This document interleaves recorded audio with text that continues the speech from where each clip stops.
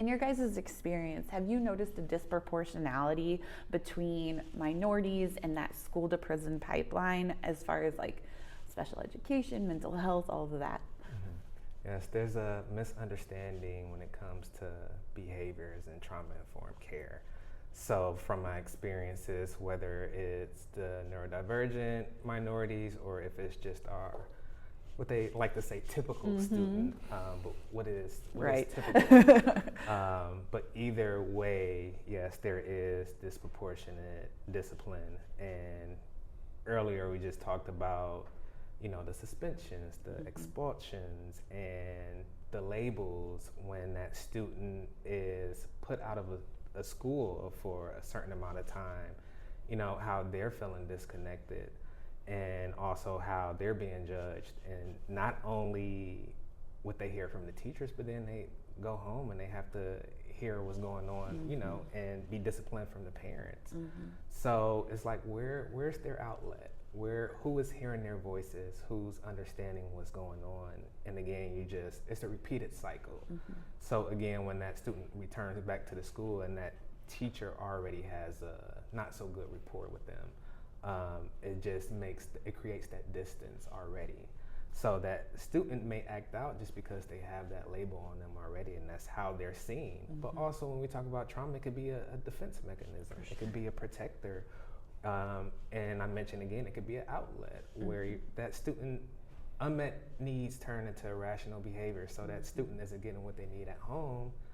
So they go to school and try to be seen and be recognized, and then they're disciplined. And again, when you don't have two parents in a household, that's a huge factor. Plays a huge role in behaviors, and that's something that's not understood, and it's misrepresented when it comes to that child being seen, and it creates even distance when it comes to school counselors who are supposed to be there for help, because again, there's just burnout all around.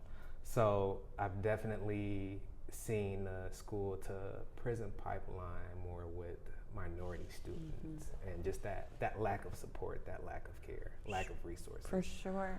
And then last thing, there needs to be more help more than handcuffs. So we talk about just officers and security guards that are in the school, and students see those individuals more than they see like the school therapists and guidance counselors. So, that's the first thing that a lot of teachers and a lot of principals are calling for, are those officers to come in and just remove the students. And again, they're not being heard. Nobody knows what's going on, and it's a repeated cycle. For sure. And definitely, like, when you're looking at certain neighborhoods and areas and stuff, police could be a trigger in themselves. Yes. Just having that officer there could already be putting them at a heightened level of anxiety and all of that, because you don't know what's going to happen. And so that's 100%.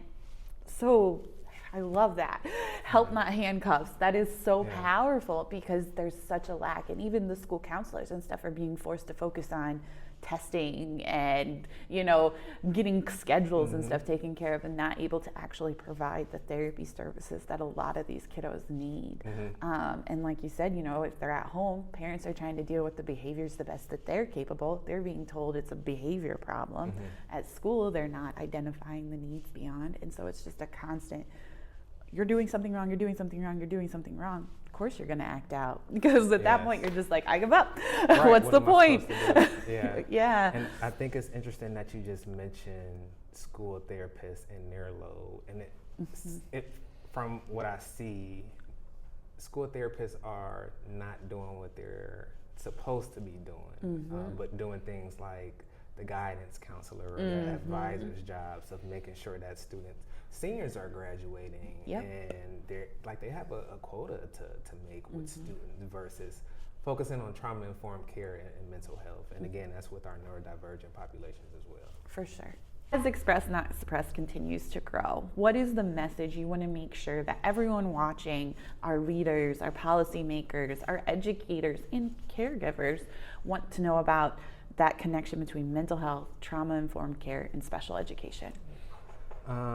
No matter where you're at, we all need help.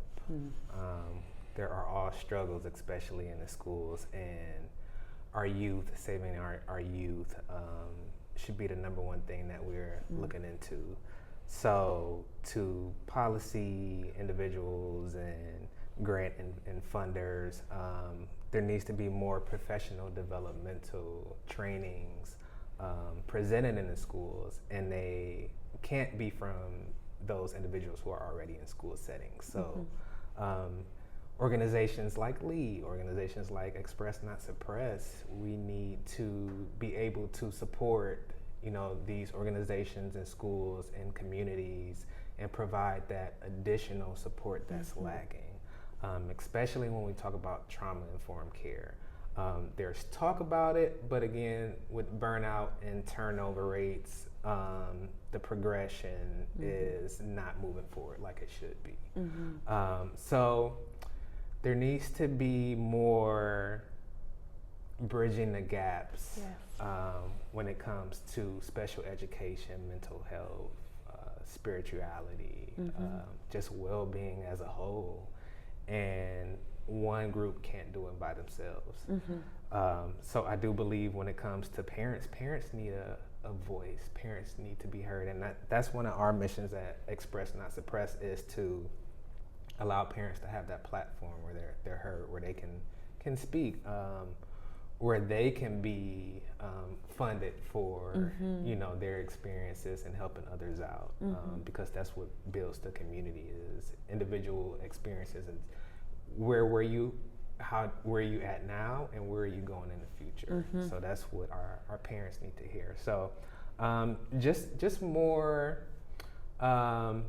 grants, more help when it comes to additional care when it comes to mental health and special needs. For sure. Definitely focusing on, like you said, we have so many gaps, and we have these like little pockets of services, but to like bridge that gap and have everyone come together and really support our caregivers who are going to support our youth, you know, and have that ripple effect of empowering and getting out there and making sure everybody gets what they need.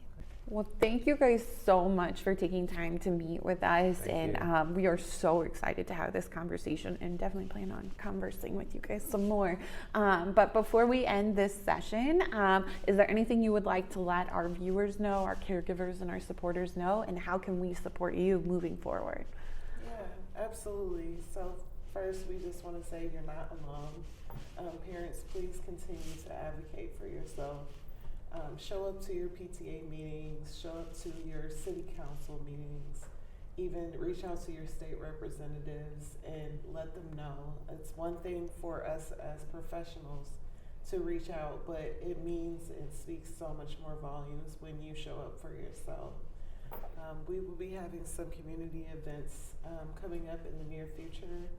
If you are interested, please do follow us at Express Not Suppress _ on Instagram, and we will definitely be back with you and happy to open up with conversation or any suggestions that you may have, or even if you just need to vent. We are here for you. We are here with open arms, so we just want to definitely let you know that. And we are so thankful for the opportunity to be here, so thank you. Of course, yes. We will be sharing any events they have coming up as well, so stay tuned.